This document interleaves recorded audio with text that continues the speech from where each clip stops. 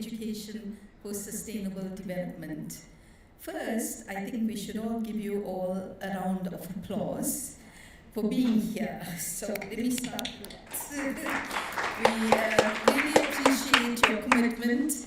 I know it's been a long day and a long few days with very full programs, and at this stage there's a lot of information overload, and I think most of us would appreciate a few minutes to take a short nap. But that you're here is deeply appreciated. I'm Qureisha Abdul Karim, the President of the World Academy of Sciences and your moderator this afternoon. It's really my pleasure and privilege to introduce an impressive panel of speakers. But first, a few comments about education for sustainable development. Now, for some of us who've been tracking and following this, sustainable development, the importance of education, this piece around education for sustainable development has been a topic for discussion for several decades. And if we look back, I think some of us point out 1987 when Gro Harlem Brundtland's commission produced the report, Our Common Future, which emphasized education's critical role in addressing unsustainable development. And teachers in particular were identified as pivotal agents of change. Subsequently, the United Nations launched the Decade of Education for Sustainable Development, and the implementation partner is UNESCO, which generated numerous guideline documents, many of which remain highly relevant and insightful. Now, this particular session is a joint effort between the International Interagency Partnership, the World Academy of Sciences, and UNESCO. And we've been deeply concerned that despite the passage of decades, and I should say decades again, not years, ESD remains a challenge. And how do we integrate this into curricula in schools, in broader education systems within society, and including tertiary institutions? And why do we still have so few countries around the world who've adopted or implemented ESD on a meaningful scale? I think remain big questions.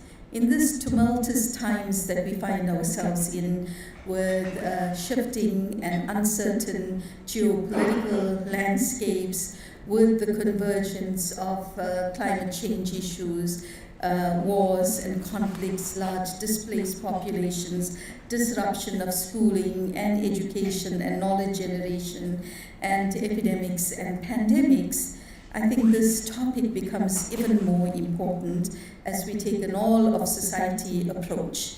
And an all-of-society approach means every citizen, regardless of what your day job is and where you are in your life trajectory and career path. And this is what we want to try and explore today.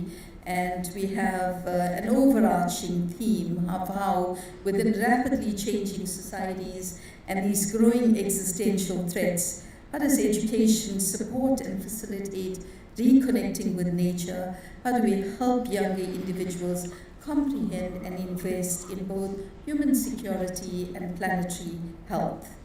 And we're going to have several speakers, starting with Cleona Murphy, and I'll talk a little bit more about Cleona when it's time to interview. But in terms of an overview, Cleona will lead us on when to start education for sustainable development. And she's with the LA Working Group on Science Education, and it's just released a statement on early learning opportunities for shaping a scientifically literate society. So if science is going to be our hope for the future, and to address this, how early do we start? And Cleona will help us understand that in terms of ESD. And then how do we deal with education in challenging settings, and not in the order of our speakers, but Rana Tishani from the Hashemite University, Zarqa, Jordan, will talk to us not only about her scientific contributions, but she's particularly renowned for promoting reading in settings of wars, conflicts, and social incohesion and other disruptions. Her research also includes looking at epigenetics and the impact of epigenetics on brain and trauma. The trauma and its impact on brain development. Then we're going to talk about science education for global goals. And we have the Smithsonian Science Education Center from Washington, D.C., who have led a collaboration with IAP on producing a series of curricula aimed at children aged 12 to 17 on various topics related to sustainable development goals. And while you may have in your program Carol O'Donnell as the speaker, in reality you can see we will have Dr. Peter McGrath, really renowned scientist and really committed advocate to ESD, who will be representing us. And then talking about introducing ESD into tertiary education, we have Professor Anthony Clayton from the Institute of Sustainable Development at UWI in Jamaica. And he is a real force to be reckoned with and has addressed many, many issues, which I'll elaborate in a few minutes. Then advocating for the inclusion of nature education in the UNESCO Biosphere Reserves, we have Minyan Zhao, and she's the Program Director and Manager, Associate Professor of the Alliance of National and International Science Organizations for the Belt and Road Region Secretariat. And we hope in the discussion together with you that we should also consider how can we use the digital divides in professional development of our educators, how can we respect more contemporary pedagogies that are more suitable for the 21st century, and how do we close inequalities between the global north and the global south. So a very exciting session, and thank you. And I promise those of you who've taken time to join us today, you're in for a wonderful afternoon of most stimulating presentations.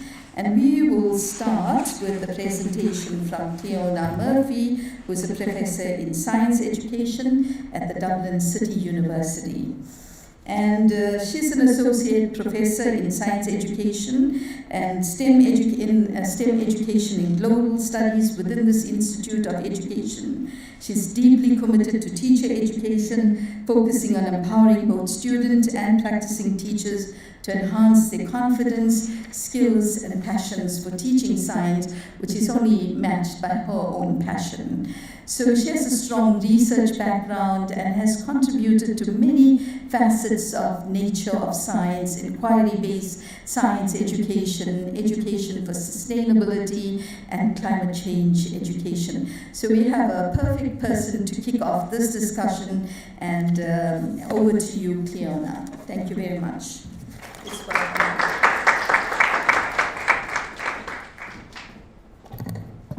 So good afternoon, and no pressure there at all now. So it's my absolute pleasure and honour to be here today, and I'm going to talk to you really about our youngest citizens and the importance of engaging our youngest citizens, our primary school children, in learning about sustainability from an early age. And I thought I'd start off with that photograph. I love this photograph. It's a picture of 8-year-old children in a Dublin school in Ireland. And they've just learned that a sheet of nanomaterial is 1,000,000 times smaller than a sheet of A4 paper. Now, if you look at their eyes, you look at the smiles, you look at the wonder, you look at the sense of joy and excitement in science, and that's what I'd love for our primary school children all over the world, that they would have this passion and love for science. And look, I know I'm preaching to the choir here today, but science is, when applied ethically, is at the heart of the solutions to the global challenges. And science education has a really important role in ensuring to empower these young minds to be the problem solvers and the innovators of the future. Now, emerging evidence is really showing, and it's becoming clearer and clearer, that the quality of engagement and achievement in science in the early years has a longer and more impactful outcome than the later years. So therefore it really is important. Primary science education has a really important role in, first of all, supporting children, our youngest citizens, understanding of the science content and skills underpinning the global challenges. It also has a role to play in embedding values in our youth, values that will enable them to live sustainably, justly, and for the right of others. It also has a really important role in developing habits of mind in these young children. So things like looking at inquiry, logic thinking, evidence-based reasoning. And then also looking at developing the so-called 21st century skills of critical thinking, collaboration, communication, citizenship. Now, when we look at the science curriculum, and worldwide the overall aim of science curriculum is looking at scientific literacy. Now, in the research literature, there's a lot of definitions, visions, articulations of what scientific literacy is. And indeed, over the past couple of days, this term has been used quite a lot. So I'm not going to get into a whole, research review of what scientific literacy is, but I might just draw your attention to the most recent PISA definition of scientific literacy. And this saying that it's the ability to engage with, sorry, I'm just going to move there. So it's the ability to engage with science-related issues and with the ideas of science as a reflective citizen. It's to be willing to engage in reasoned discourse about science and technology, which involves competencies in three main areas. So the three main areas being explaining phenomena scientifically, it is evaluating and designing scientific inquiry, and interpreting data and evidence scientifically. Now, I suppose the synopsis there at the end is the definition emphasises the functional application of scientific knowledge to solve real-world problems, understand scientific phenomena, and make informed decisions as citizens. Now, when we look at sustainability and climate change, that is a global issue, that is a real-world problem. So it is our role as educators of primary schools to support children in developing their understanding of this science and then being able to apply it to solve the problem, to be informed citizens. Now, I thought I might give you an example. So, this is a typical experiment that one might see in many primary curriculum throughout the world, and basically is looking at the idea of the radiation cans and the ability of white and dark colours to reflect and absorb solar radiation. Now, this, as I said, is a typical experiment that may happen in many science classrooms. Now, to be able to show that where primary teachers can support literacy, they need to afford children the opportunity to stop and take this knowledge and then try to ask them to consider, so if linking this to the melting cryosphere, and why do they think, as children to reflect on, why do they think that scientists are concerned about the melting cryosphere, and how they think scientists think this melting cryosphere is contributing to global warming. But unfortunately, this is not the case in many science classrooms, and many teachers are missing this opportunity. While they may well do the experiment on solar radiation, they are not stopping there to get the children to reflect and consider the implications of this science and how it applies to global problems. So I suppose there are a number of obstacles, and I'm not going to talk about them all. I'm perhaps going to talk about two main obstacles that I feel that, and the research is showing, that is impacting primary teachers supporting the development of scientific literacy. And those two things I'll talk to you about now are the science curricula and primary teachers themselves lacking confidence and competence to teach science. So when we look at the science curricula, we look here and we see that scientific literacy is an overall aim. Except primary science curricula, and a lot of research has been done, there isn't actually a clear articulation of what scientific literacy is, nor are there explicit learning outcomes related to scientific literacy. And while a lot of the curriculum do have content that will help children understand issues around the global challenges, teachers need exemplars to show how they can link this content to the problem. And then this is affecting teachers implementing this on the curriculum. The other thing is, again, looking at some of the reports on, there's a lack of learning outcomes related to scientific literacy and learning outcomes related to climate change and sustainability. And if we look here up at this UNESCO report in 2021, Getting Every School Climate Ready, we see they examined 129 documents in 100 countries, and the percentages here are, I think, are quite shocking, that out of all of those 100 documents, 47% of them had no reference to climate change education, 40% had minimal, 11 had moderate, and 2% had quite a good percentage of climate change. So if the content isn't included in curriculum, this is a challenge. So the other thing then is looking at primary school teachers. Now, they are not experts in science, they are not science specialists, they are generalists. So when it comes, and the research, there's a plethora of research out there saying that they do not feel confident because they don't have the scientific content knowledge. And this is particularly the case for sustainability and climate change. So when we look at the research is saying that teachers, primary teachers themselves, have a limited understanding of the science underpinning sustainability and climate change. They also have a limited pedagogical knowledge, that is, how to teach about sustainability and how to address these challenges in the science class.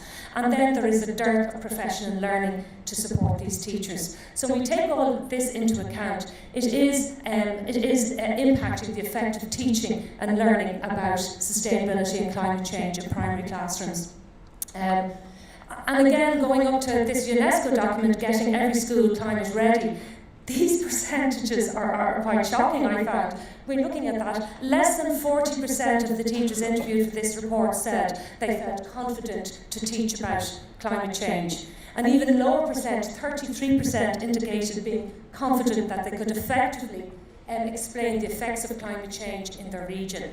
And 25% felt that they could only 25% they could effectively explain how to take action.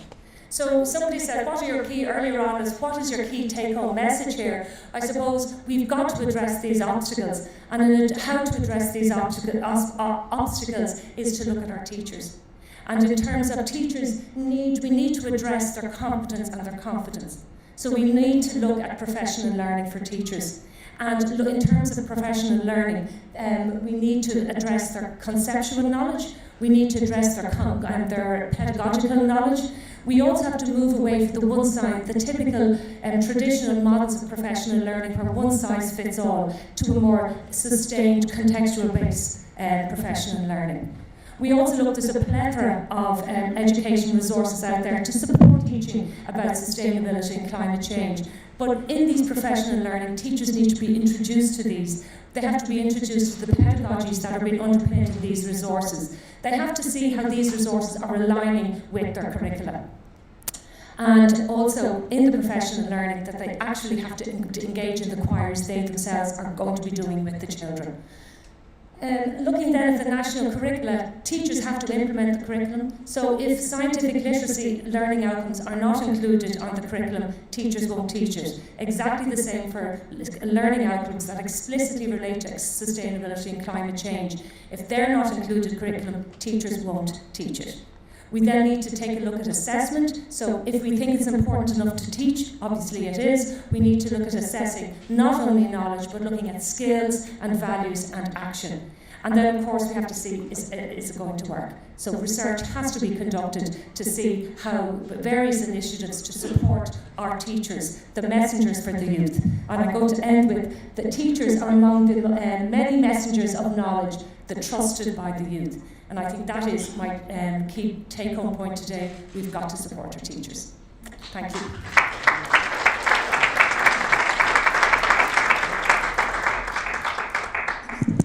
Thank you very much, Cleona. We'll have time for maybe one or two questions to Cleona before we move on to introducing ESD in tertiary education systems. Okay, this room is very dark for some reason. I didn't make a request. It almost feels like a movie theater here. So please, if I can't see you, yes, go ahead. And please introduce yourself, and then if you My name is Ratemu Micheka, President of Kenya National Academy of Sciences. Just a straightforward one. Where was this study done?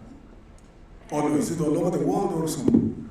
Which study? The one that should teach us knowledge on climate change. The teachers' knowledge, that was carried out by UNESCO, and they looked at the exam of over 100 countries. So all throughout the world. Yeah, I don't know exactly what countries, I'm not going to list the 100 off, but it was a study conducted by UNESCO. So I think that it's getting every school climate ready, so it's widely available. Yeah. Wonderful. Okay, so that's a great start on when to introduce and some of the challenges around teachers' preparedness, specific example of climate change, but I think we can talk about a whole lot of other issues in addition. But as we think about science literacy, it really the messengers and the earliest impressions besides the home and family in primary schools is our educators, and if we don't prepare them, then we're not going to have that, and bringing children right from early on to what the current contemporary realities are, and instead of leading to mental health and other anxiety issues, they become part of that all of society approach. So moving on to Professor Anthony Clayton, and as I said earlier, he's Professor of the Caribbean Sustainable Development Center at the University of West Indies. I could be here all day introducing Professor Clayton. He does work on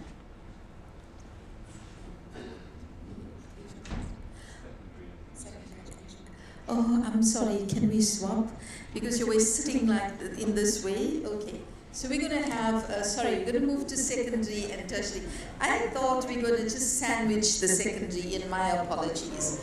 Okay, program and changes. So we're going to go to our secondary education, and we're going to move to the Smithsonian efforts, and we'll have Peter McGrath introducing us. We know Peter very well from his role in IEP, and I'm trying to find a bio on Peter, not very easily, and I'll just say that he's a plant biologist, highly trained in the US, but for the past 10 years or so has been a real leading light in terms of all the advocacy and diplomacy efforts in terms of moving a whole range of issues forward, and in particular this issue of early childhood development, education for sustainable development. I'm really sorry, Peter, I will elaborate after you're done. Over to you on secondary schooling and the efforts from the Smithsonian Institutes.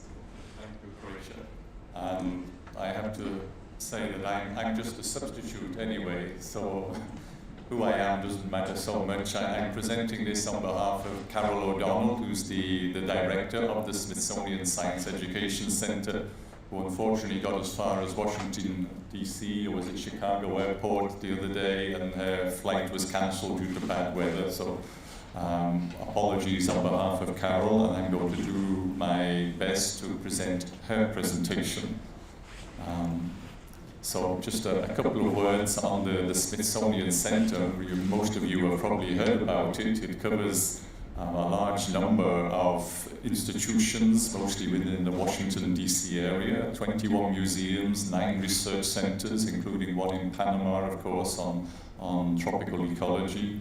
And of course, it has 2 education centers. Carol herself is the director of the Smithsonian Science Education Center. And this is directly from Carol. What she does is to direct that center that develops science curriculum for youth ages 5 to 18, provide professional learning for K to 12 teachers, or teachers are important once again, and they support school systems through leadership development, bringing the Smithsonian and all its zoos and museums to students wherever they are in their homes and in their classrooms. So Smithsonian science is for everybody. Okay. So in 2023, sort of item 1, if you like, of this presentation, The SSEC worked with Gallup, the famous polling organization, to conduct a survey of K-12 educators across 5 countries in this case: Brazil, Canada, France, India, and comparing the results there with the US. To assess their perspectives on this subject we're talking about today, education for sustainable development. I'm going to present a couple of synopses of the results of this survey work. First of all, compared to teachers in the 4 comparator countries, Brazil, Canada, France, and India, American teachers are very, very underprepared to teach or to incorporate sustainability education into their curriculum. Only 17% felt ready to do so, compared to 60% in the other countries. The numbers in this slide, I think, echo very closely what Cleona just said. I think you said under 1/3 of teachers felt prepared. Those numbers are here: 31%. Only 31% feel ready to talk about clean energy in the classroom. Only 26% feel ready to talk about sustainable communities. Only 32% about clean water and sanitation. So you see, 2/3 of teachers are not ready to teach these essential sustainability issues in their classrooms. And US teachers and administrators also, however, still believe that teaching about sustainable development is important and would like to incorporate it into their lessons. You can see that even sort of more than 80% in all of the countries really feel, the need that they should be trying to address, but they don't have the resources, the capacity, the capabilities, the support, the training in order to do so.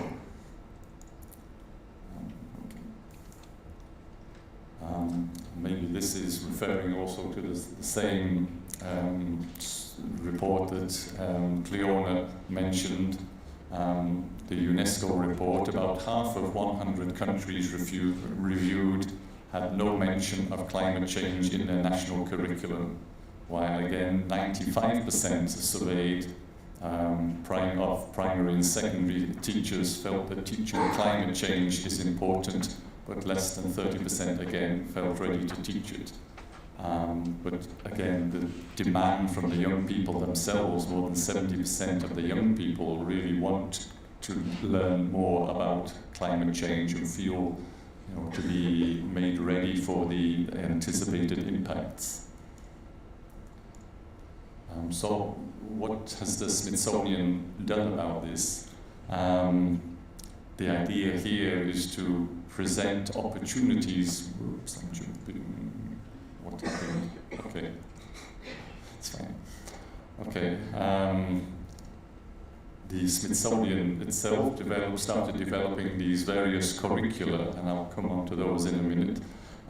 But following this sort of mapping or pathway exercise, you see this expanding spiral where the children are challenged to question what they know, sort of bring what they know, question it, discuss it with each other, and discover together, through investigation, through critical reasoning, building their understanding, synthesizing their results, and ideally moving their understanding and their new knowledge into actions at the community level.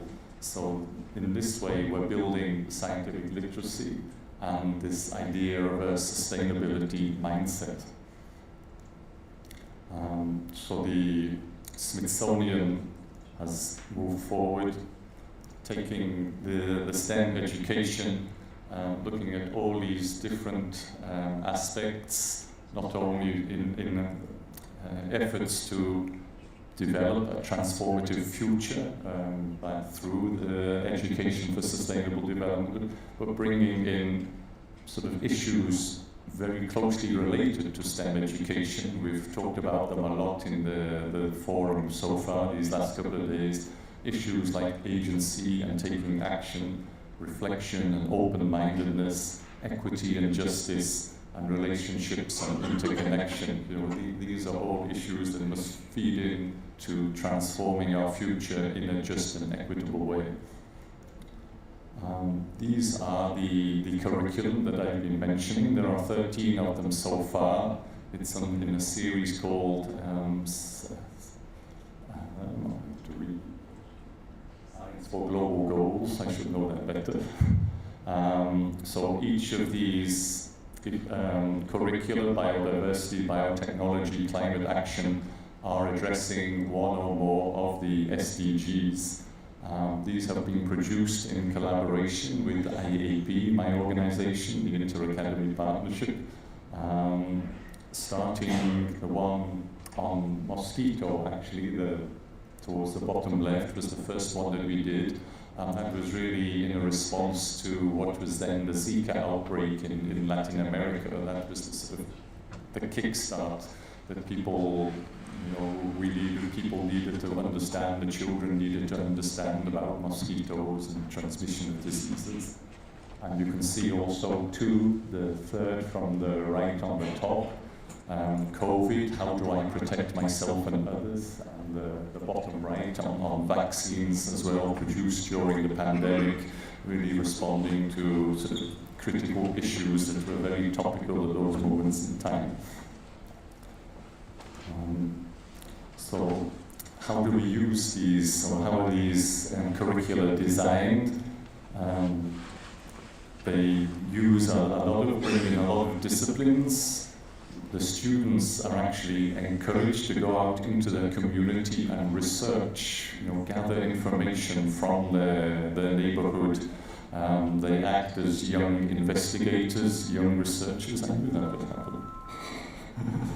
We can edit that out. And so they develop multiple ways of knowing how to gather knowledge, how to analyze knowledge, synthesize knowledge, discuss it with their peers, and so on. And they talk about social issues, ethical, that I already mentioned, economic issues, and of course environmental issues.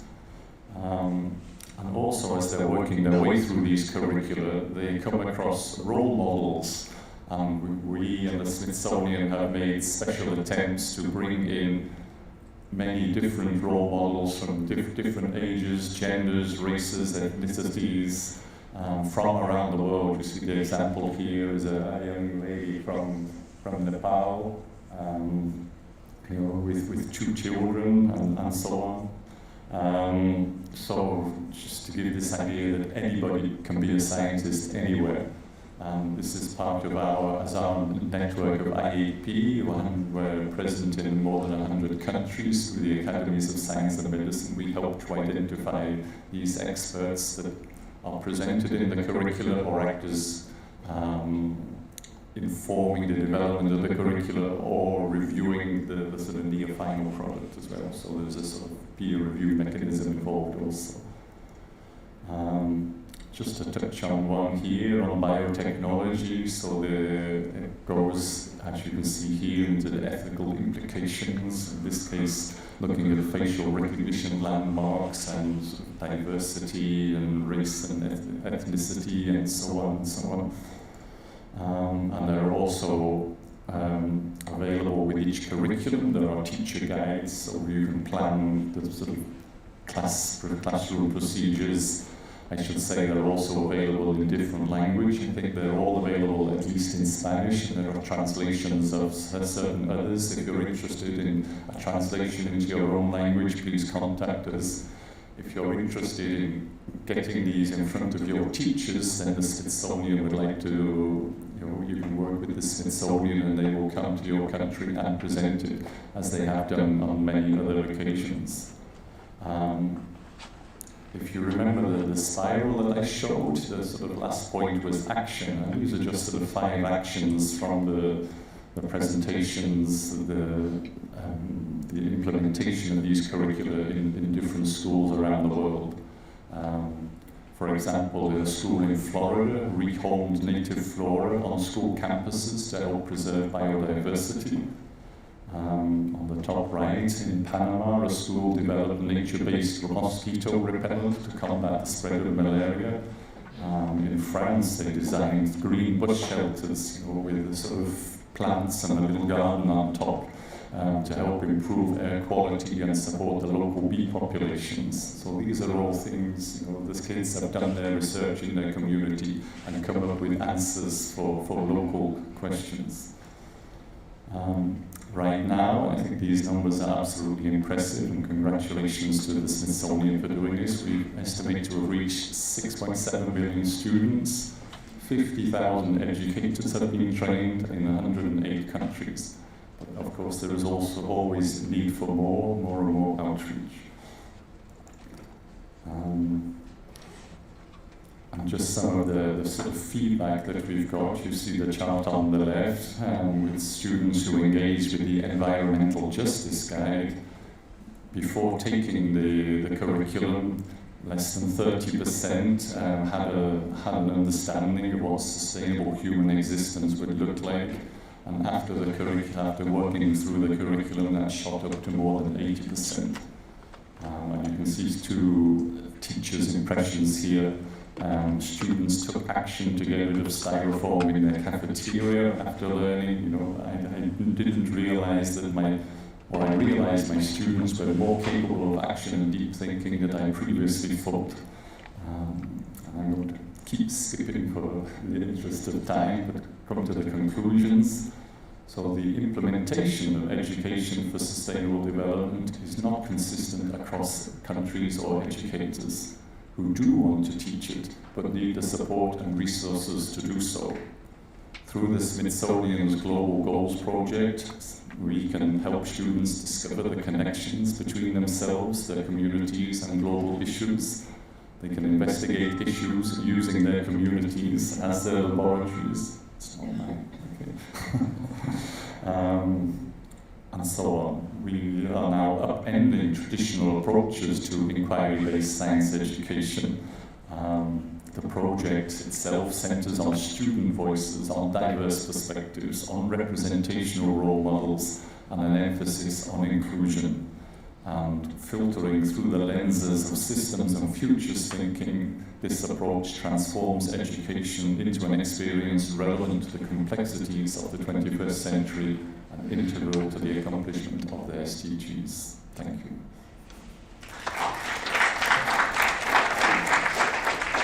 Thank you very much, Peter, for doing a great job. As usual, stepping in at the last minute for Carol O'Donnell and doing a superb job. So I just want to finish Peter's introduction.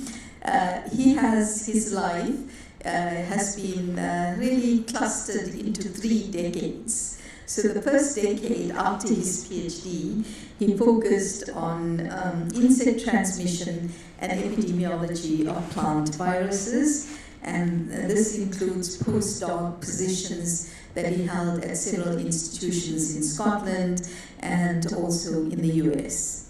In the second decade of his career, he decided to switch to being a freelance journalist focusing on agriculture, environmental, and scientific issues. And then he joined in that second decade, to our great joy to us, and was key in several of the programs, including capacity building in terms of communication, establishing research grants programs, exchange programs, awards for various accomplishments, and a whole range of activities, most notably also the establishment of the Organization for Women in Science in the Developing World, OST. In 2011, he was appointed coordinator of the Science Policy, Science Diplomacy Unit, and this, as many of you have participated in, know, invaluable. And then in the current decade, he's been the coordinator for the Inter-Academy Partnership, and under his leadership and wisdom and guidance, it coordinates over 150 member academies, that has numerous regional and global projects such as Science Education Program, Climate Change and Health Project, the Young Physician Leadership Program, Science in Exile, and a range of activities around the UN Sustainable Development Goal. Now you'll agree with me, I needed to do that full introduction of Peter because he's an important resource to know. So there he is, and he's a Mr. Fixer. And as you can see, we had a small crisis with Carol not arriving. Who do we turn to? Peter McGrath. So thank you very much, Peter.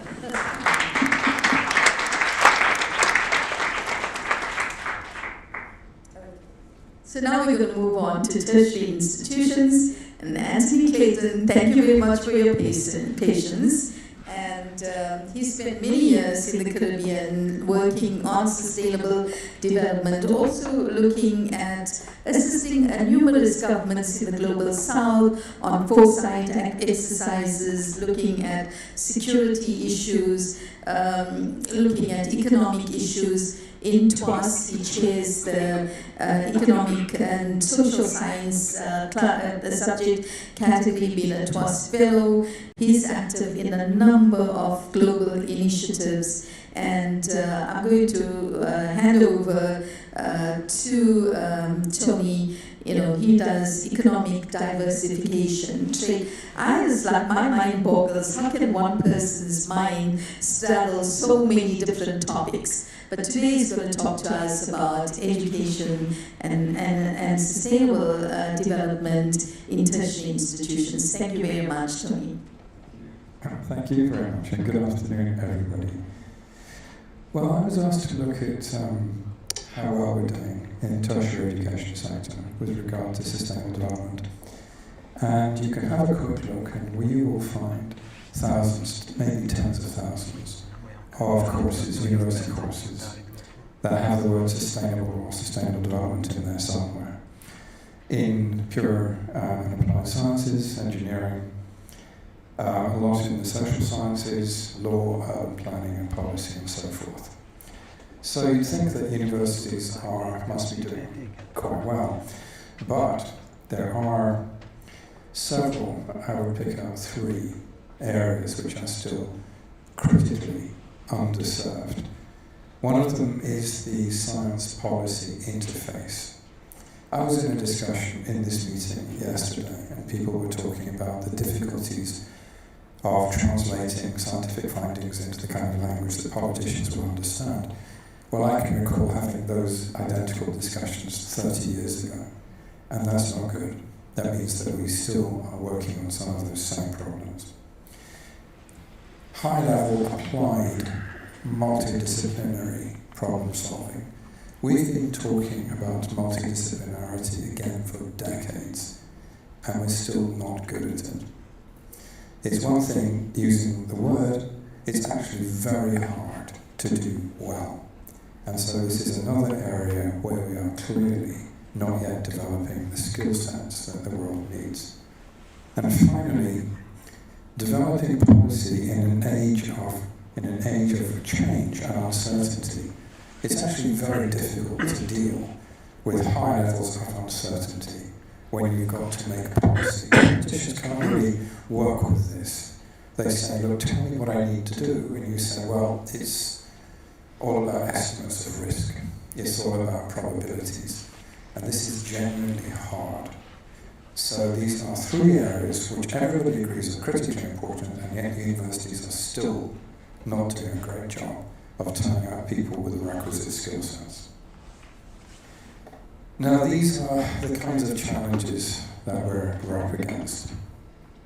And after surviving a lot of these discussions over the last 3 decades, I thought I could save you the trouble by summarising them.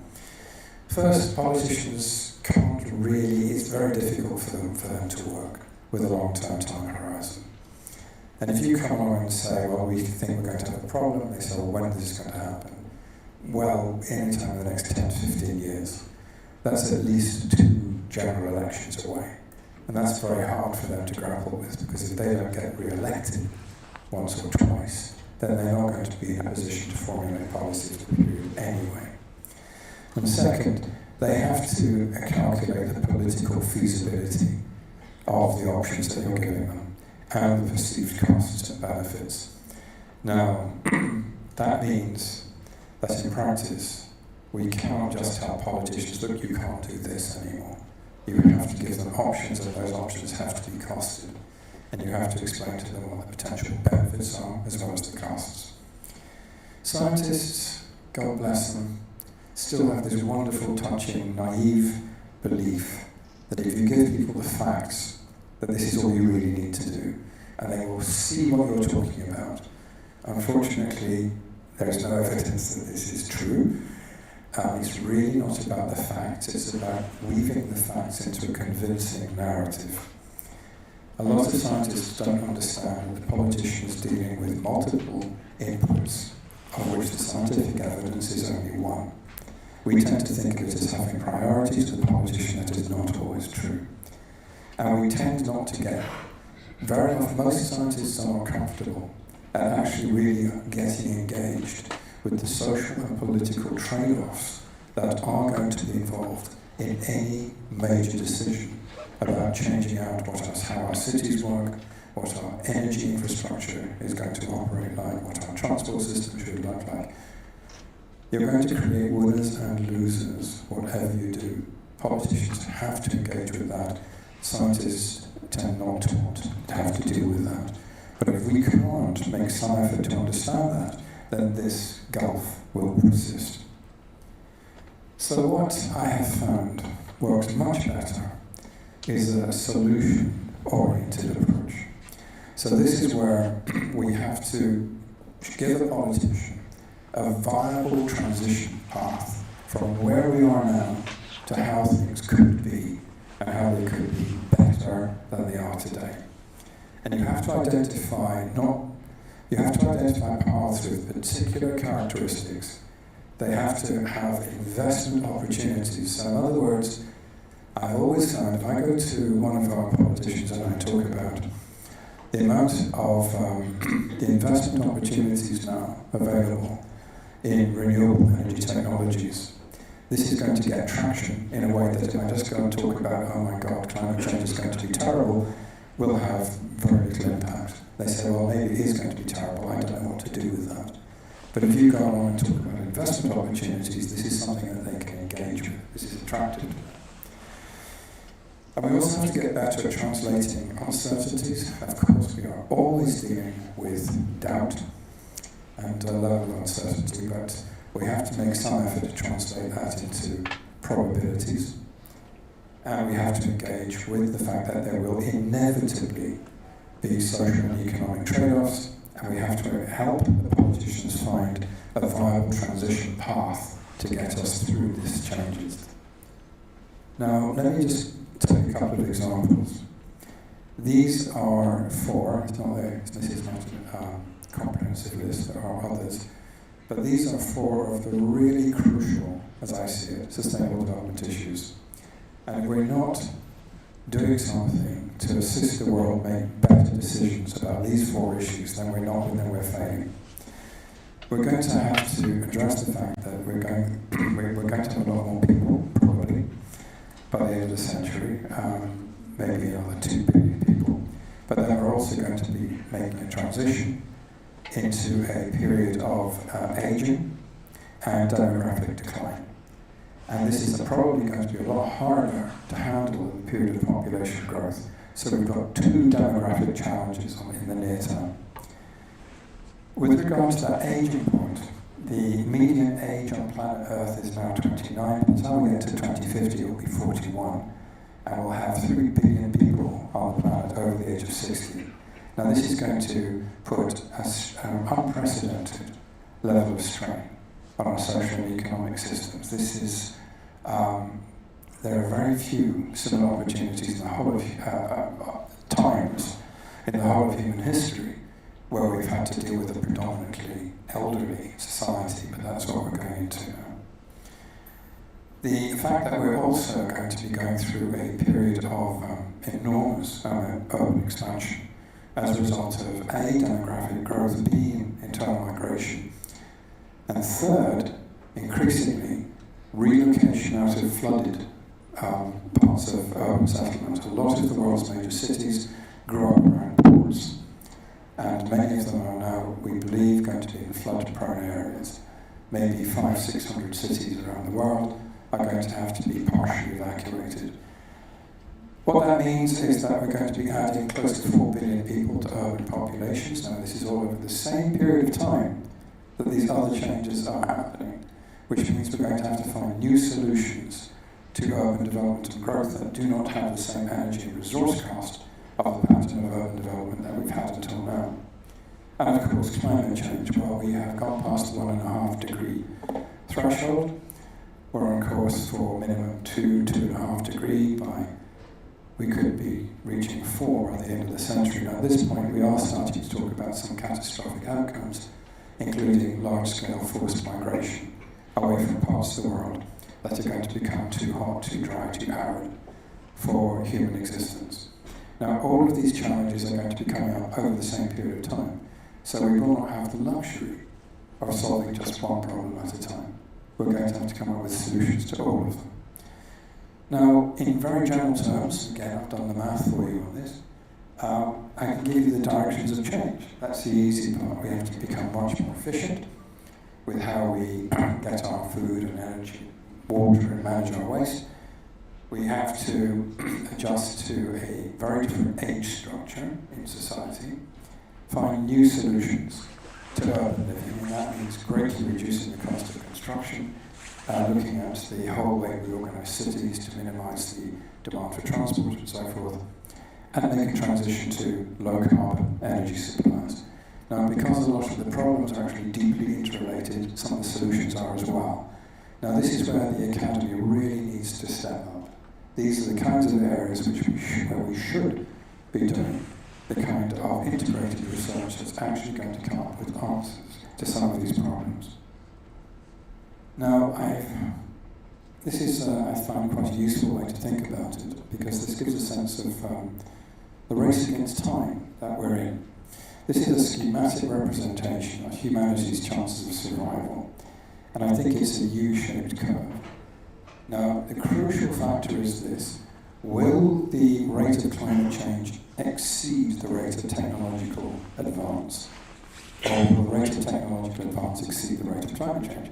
At the moment, I think it's probably more the former, in which case we are potentially looking at some catastrophic outcomes in the later half and second half of this century.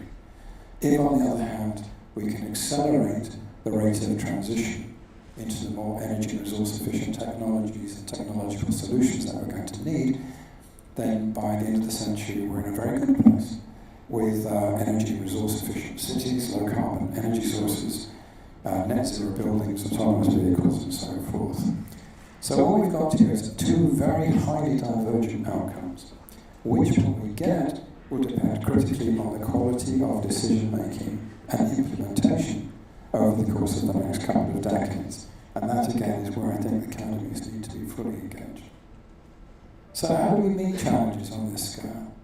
Well, I think fundamentally we have to change how we think about some of these problems, because a lot of the solutions are already there, at least in embryo. So this is early work in integrating water management, food production, air quality control into building structures. There's parallel work which is getting the cost of a housing unit down to the order of $5,000 and putting them up in 24 hours, which means that all of a sudden 3.9 billion new housing units doesn't look such an insuperable problem anymore. This is fermentation bioreactors that can make proteins. To produce a kilo of protein using this technology requires just a fraction, like a hundredth or less, of the amount of water and land needed to produce protein from conventional, extensive agricultural sources. So again, in terms of feeding the extra 2 billion people, potentially, if we can accelerate the rate of the development and dissemination of these technologies, we could solve these problems. And finally, with autonomous vehicles, this gives us something like potentially an 8-fold price reduction in the cost of transport.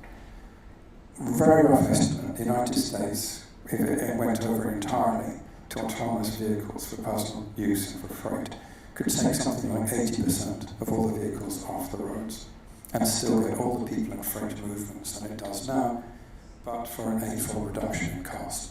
So the solutions are there, and they're very potentially economically attractive. Now at this point, you have something you can actually give to politicians. And this is actually now starting to be a very attractive option. And all of this, and many, many other developments, are sometimes referred to as the fourth industrial revolution. These are some of the applications. One estimate is that by 2050 there will be 6 billion people in the world's workforce, of whom 5 billion will be doing jobs that do not exist today. Is this a problem or an opportunity? Well, it's a challenge for educators. What are you supposed to teach people now? I've had it said that, I have to wrap up. All right, promise, last one. How do we train people for jobs that don't currently exist? In some areas now, by the time people graduate, half of what we've taught them is obsolete.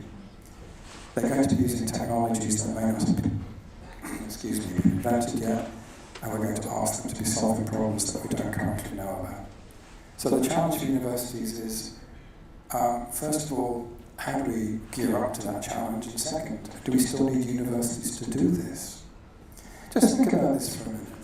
A lot of the growth that we've seen in the last few decades in the tertiary education sector has really been driven by an increased demand for qualifications, which is really defensive expenditure, and public financing, and demographics. Now we're post-peak for all of these, which means... It's 15 minutes, we got 2 more speakers, we have a little time for discussion. I promise I'll get to the bottom of this slide and stop. So the question is, are universities the most efficient way of training the workforce that we need? There is one educator who's got 3.5 billion people, 3.5 million in his MOOC. In the whole of the Caribbean, we've got less than 100,000, which means we could shut down every tertiary education institution in the Caribbean and sign them off for a MOOC. And in terms of the cost of delivery, maybe that's the kind of option that we should now be thinking about. So the challenge is not just we have to do things very differently, but we also have to ask ourselves, is the existing structure of our universities what is needed to take us through this next period? Ladies and gentlemen, thank you so much for your time. Well, food for thought. It's a pity we're running out of discussion time, but to be fair to our remaining 2 speakers, I will call on Minyan Zhao, who will talk about advocacy for inclusion of nature education and UNESCO biosphere resources.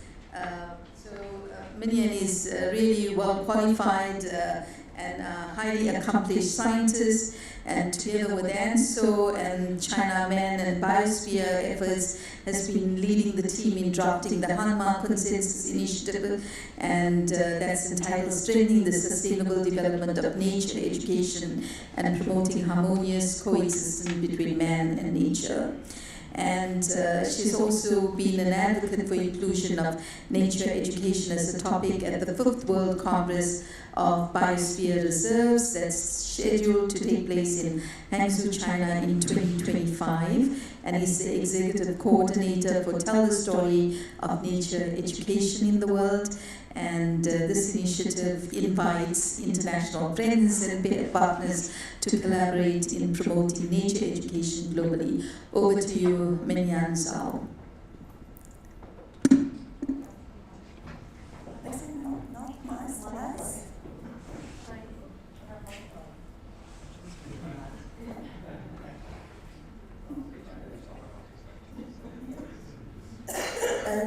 Good afternoon, everyone. My name is Minyan Zhao, and I'm from the ANSO Secretariat, Alliance of the International and International Science Organizations for Belt and Regions, ANSO Secretariat. Today I will talk about the natural educations. My presentations include 3 parts. The first one is I want to introduce the nature educations for UNESCO Biosphere Reserves. As we know, biosphere reserves is one kind of protected areas and is internationally recognized with the 4 of the UNESCO Progress on Man and the Biospheres. At the end of last year, more than 700 sites in more than 100 countries. In China, there are 34 sites in China, and we call it, with others 2 members, Chinese Biospheres Reserves Network. Nature education is in fact crucial for bee arts factions. As we know, there are 3 main factions: conservation, economic development, logistics support. Nature education is a thematic education process. We encourage people, kids, families, and all ages play in the nature, learn about nature. The most important is their behavior for the nature. All of them support SDGs. We focus on several SDG goals. Next, I will introduce the nature education development in China. Chinese government put nature education in their top priorities. China government organized the nature education conference once a year, lasted 10 years. There are 20,000 nature education institutes in China, and there are around 300,000 people work there and staff. Every year, there are 1 million nature activities attract 100 million people to join us. And the official standards nature education guidelines was released, and I'm proud and so happy to say that our teamwork drafted it. In Chinese Biospheres Reserves, we also set up steering committee volunteers team. We also development community activists and school courses. Last year, we organized a very interesting and useful training workshop for staff working in biosphere reserves. As we can see that the tables and this is card for the staff to better understand their culture and nature resources, tangible and intangible values. And today I also to bring along some of my postcards. And this is designed by our volunteers and university. And we wanted to share it and excited to share them with you.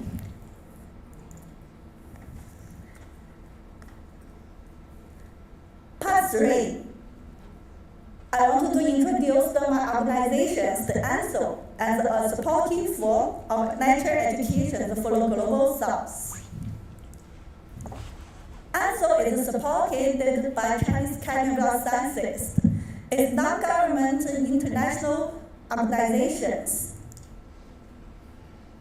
Our goal is to development an open and inclusive cooperation platform for the benefit of all.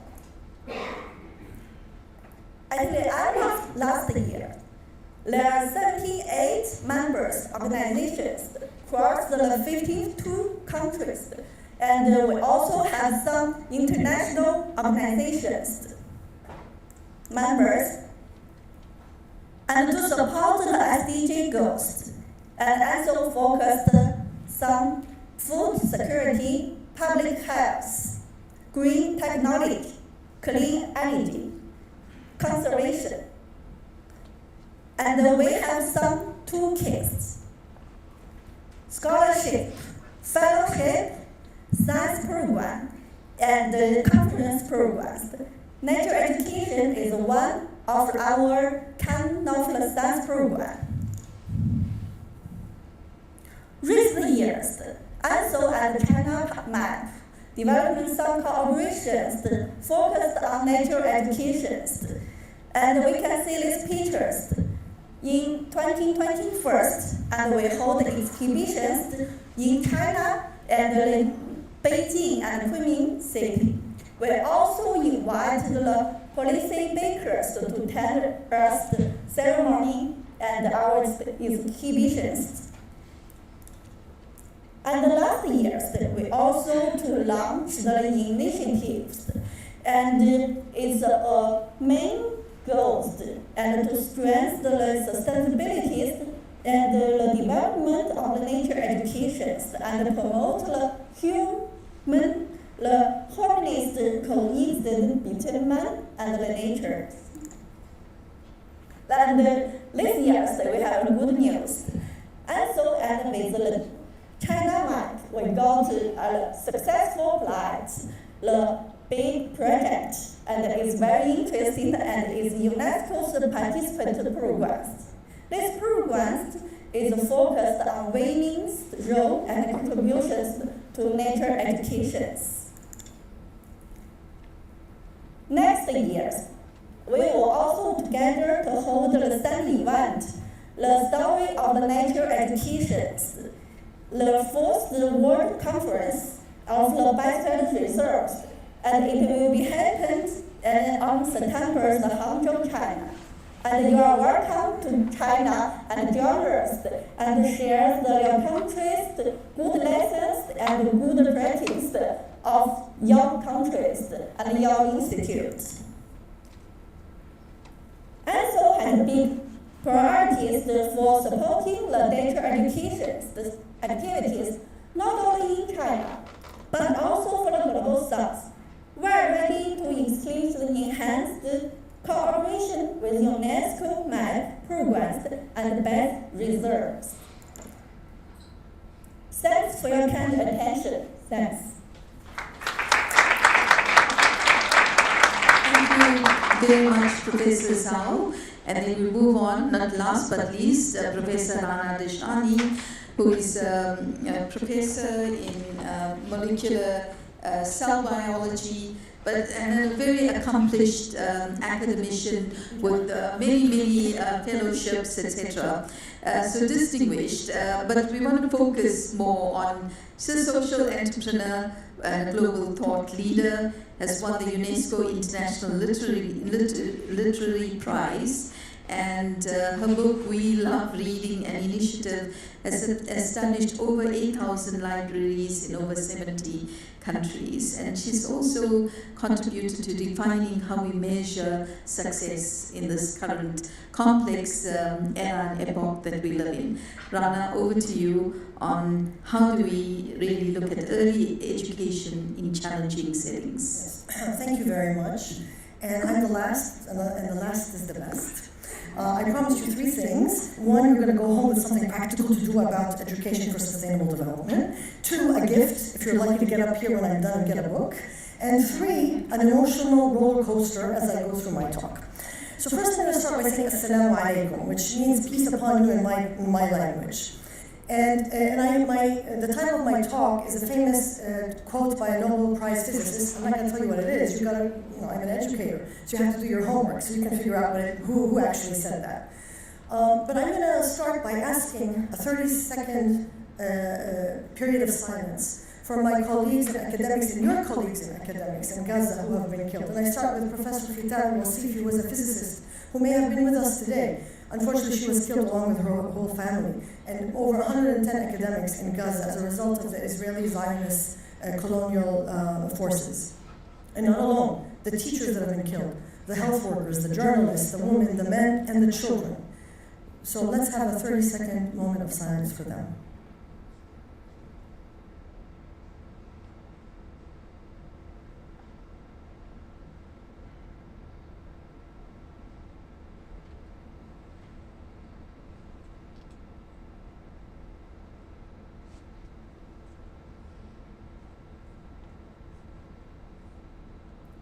Now, as Einstein has said, the world will not be destroyed by the evil, but those who are silent while and do nothing when it's happening. And what does that mean? Us as citizens, we need to speak up as citizens, but also as scientists. And not taking a stand is a stand. Being silent is complicit. So we need to do something and speak up and hold those who are committing atrocities accountable for what's happening. And for those who are skeptical, you can read the book by Maya Wind, who was an Israeli scientist, by Columbia Press, Towers of Ivory and Steel, talking about academia and how it's implicit and complicit in weapons of war. So what we can do, because I want to give you solutions, not just complain and talk about the problems, is follow the BDS, which is the boycott, divestment, and sanctions. That's the least we can do. Now, and also, I want you to remember, we're in Budapest. I don't know if anyone knows the population of Budapest. It's around 1.7 million. Imagine the 1.7 million are displaced within a month or two. Where are they going to go? And that's what happens in Gaza, in addition to the starvation, the lack of water, the scolicide, and the genocide. So, I have been studying human nature and behavior to understand how we can create a better future for the world. Humans have been around for around 200,000 years, and they have survived and thrived and flourished. And we want to understand why. So I've discovered three things, along with other scientists, of course. One is we are very curious. That's why we survive and thrive and flourish. So if we're going to create an education system, how can we focus on flourishing, fostering, and nurturing curiosity among children? The second thing that we survived as a species is we are problem solvers. Your grandmother is the best problem solver in the world. When she cooks you a dinner and then the stove doesn't work, she figures it out because she wants to make sure dinner's on the table for her wonderful, lovely grandchildren. So the scientific method is part of our DNA and how we survive. So the question then becomes, how do we nurture problem solving that is rooted in agency? So there's three ways. One, we need to develop our education systems not based on an extrinsic motivation, as it is today, but on intrinsic motivation. Because if you have an intrinsic motivation, you develop an autonomy, and then you develop mastery, and then you have a purpose that makes you actually become a lifelong learner and not depend on extrinsic motivation. The second thing you do to foster such an ecosystem is having role models. And people mention role models. Those are very important, who look like you, dress like you, speak like you, come from your own culture. And hence I wrote my book, 5 Scars, which talks about my story as a female Arab scientist. The third thing is, how do you create this ecosystem? So this is some research that was done on rats in 3 different settings. One in a standard laboratory setting, one in an artificial setting, and one in a natural setting. And when they were tested on a stress test, the ones who were least stressed were the ones who grew up in a natural setting. So how can we provide our children with natural settings, not artificial or minimal? And lastly, the third thing that we evolved to be as a species is we're not more intelligent. That's not why we survived. It's because we're social creatures. And we need each other. And that's why we have a long childhood compared to other animals similar to us. And that's why if we don't provide the necessary social human-human interaction, this is what happens to the brains of children who have been neglected. Not food, not water, not shelter, but neglected from human-human interaction. So the question then becomes, how do we develop an education system? Can we reimagine one that takes these things into consideration? Especially today when we have wars and climates and displacements, we don't have teachers, right? We have an internet and children say, why do you want to go to school? So how can we reimagine an education that is based on systems change, built on trust, to achieve the Sustainable Development Goals and beyond? We can, and I'm going to share an example. But we need to also remember that the way we manifest in the world is a combination of our genetics and the environment around us. And the interaction of the environment with our genetics is called epigenetics. And I've been studying what is the impact of trauma from our environment on epigenetics in vulnerable communities. And we asked 3 questions. How does trauma turn off and on your genes? Can those be reversed by an intervention as simple as reading to a child? And third, are those changes transferred across generations? We've been able to show that it does. And we've come up with a framework to challenge policymakers, program designers, and even how we do science itself, to go from a framework of victimhood and vulnerability to a framework of agency through adaptation, which is one of the reasons we said we survived as a species, because we have autonomy and agency. So what is this program that it takes all this into consideration? It's very simple, just like Einstein said. The simplest answers are the ones that explain nature. So the program that we developed is called We Love Reading. It's about changing mindsets through reading to nurture change makers. Now, what does that mean? What we do is children, when they read, their imagination grows, they have vocabulary to express themselves, they become the heroes that they read about, and they have the courage to become change makers. Now, how do you help a child read for fun? It's because you help them fall in love with reading. How do you help a child fall in love with reading? By having somebody who loves to read, a caregiver, to read aloud to the children as early as when the mother is pregnant. Because as the neurons are making connections, there's an association between the feeling of security and happiness and reading that stays with you even when you're older. When you're sad, you want to read. When you're happy, you want to read. So We Love Reading is about one person in the neighborhood reading aloud to the children in their native language in a public space on a regular basis. That's it. Very simple. And the children then line up, take the books home, and start becoming the champions of reading, begging their parents to read to them, or they read to their siblings. And therefore, they fall in love with reading and become lifelong learners and learn critical thinking skills, which was mentioned earlier. We've done some research about the impact of the program on the children, and we've shown that their executive functions improve, mostly for those coming from lower socioeconomic status. Even if you read certain books about the environment, their behavior towards the environment changes, their empathy increases, and even their emotional perception for those who have been through traumatized conditions all improve. And we have books about every topic, and that's why these are the gifts that you're going to get. And this is the latest one about the pepper moth about evolution. Now, then the adults, we discovered that this program is not just about the children, it's also about the adults. These volunteers who are youth, men and women, aged 16 to 100, when they take the training on how to read aloud and how to gather the children in a public space and read aloud to them, they themselves go through the autonomy, mastery, and having a purpose, and therefore discover their voices literally and figuratively, becoming leaders in their community and thinking, oh my God, if I can do this and make a difference in my community, what else can I do? And they start tackling other problems in their community. And this gives them a sense of well-being and empowerment, which we did a randomized control trial to show, as well as we showed that trying to understand how these women perceive empowerment from their own perspective, and not a generalized global perspective. But what does empowerment mean to a refugee in Jordan or somebody from Vietnam? And so we were talking about how do we decolonize research methodology to really capture the mindset and the cognition of these women and men who practice reading aloud to the children. So our theory of change for both the children and the adults is that as you just read aloud to a child in a human-human interaction, you result in creating change makers through all these mediators, as you can see in the slide. So We Love Reading is innovative for three things. One, we have the secret sauce. Because children and adults do things because they want to, not because they have to. And that's the secret sauce of any good education system. Second, we have a system that is universal, so everybody reads, just reading to a child, it's a universal thing. However, it is very localized and celebrates diversity, so you read in your own language, in your own place, and you're fully agency also in charge of the whole program, which reflects nature, like DNA. We all have the same DNA, but we're all very diverse. And lastly, we use technology not for the children. The children need that human-human interaction. We use it for the adults so they can communicate together and share their experiences, challenges, and they are the experts of the program. And that's why we have spread into 71 countries around the world. The training is free online, just half an hour, very low tech, low internet, to reach every neighborhood all over the world. And we made a documentary, I'm inviting you to watch it, about one of our ambassadors who is a Syrian refugee, who was trained in 2014 and is still reading aloud to the children as a volunteer. And we've created a campaign, which I invite you to join. It's called the 1 Million Esma. You can scan the QR code, you can watch the movie for free, you can take the training for free, and go home now and do something about it. And I'll end with the chaos theory, which is in physics, which says when a butterfly flutters its wings in one part of the world, there's a hurricane in a different part of the world or in a different time. And so be the butterflies of change and go home and read aloud to somebody you love and make a difference. Thank you very much.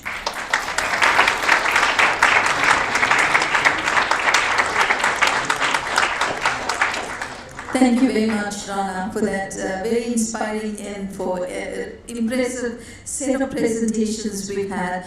We are over time, but I'm going to allow maybe 1 or 2 questions, and then I'm going to start a wrap-up, final 30-second comments from each of the panelists.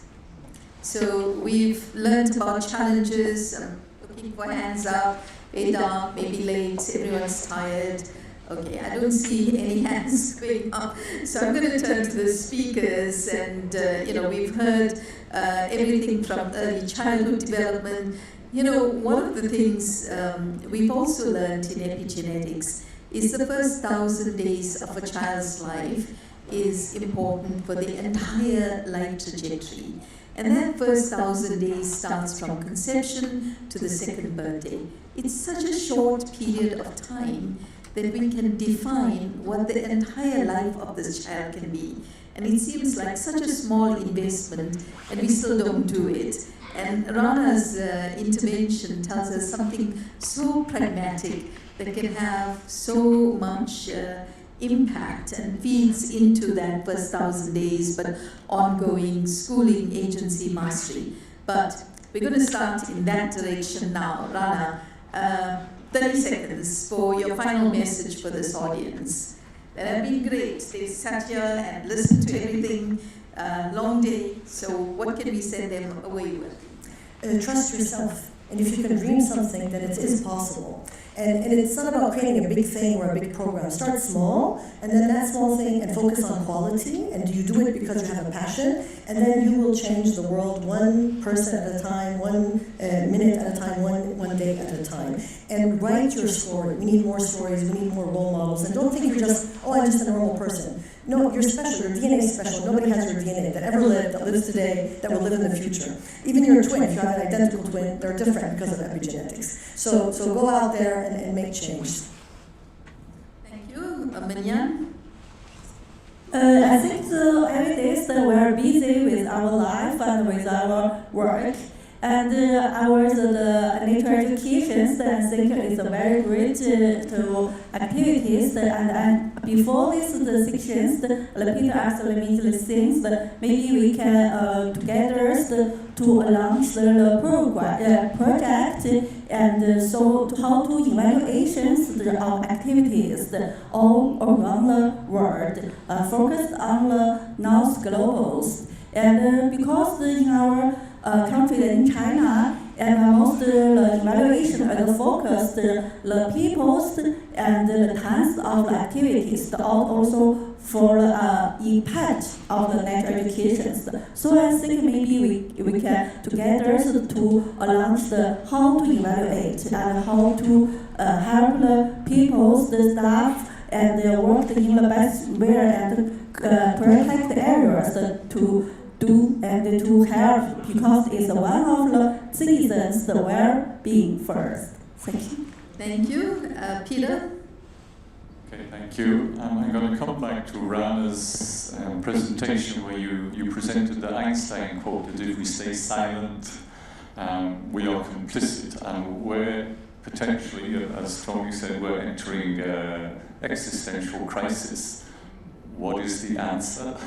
I think we need to speak up. What do we need to say? We need to really push for supporting our teachers. We need to give them the tools, the right curricula, the right rewards in order to be able to feel confident to go into their classrooms and teach education for sustainable development, so that the next generation are much more prepared to do what we haven't been able to do. Thank you.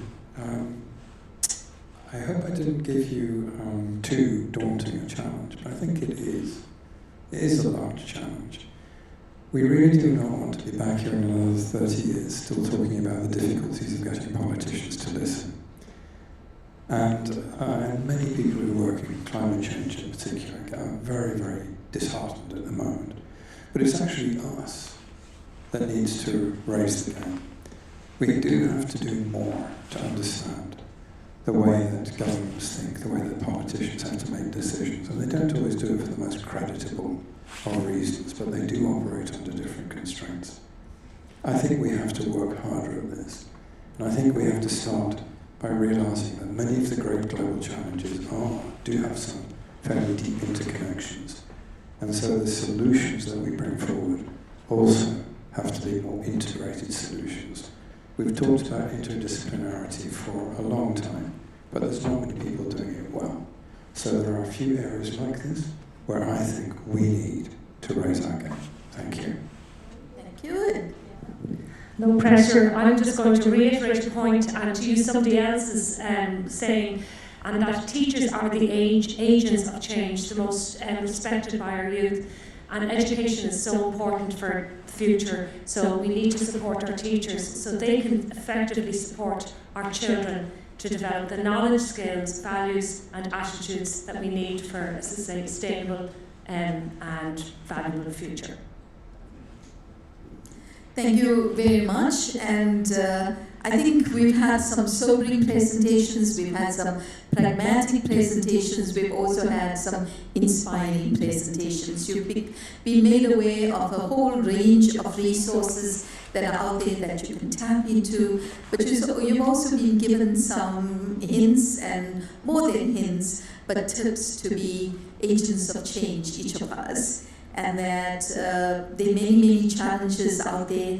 We don't want to keep talking about it, we want action. And I think we've got brilliant examples of where we need to focus, how we need to focus, and how to bring about the change. So I hope the next time we meet about education for sustainable development, we have even more best practices to share, even more countries that have adopted it, and more importantly, we're seeing the impact of those interventions. So thank you to each of our panelists and to each of you for being here in this session. And it's up to us to make a change, make a difference, and leave the world a better place for future generations. Thank you, everyone.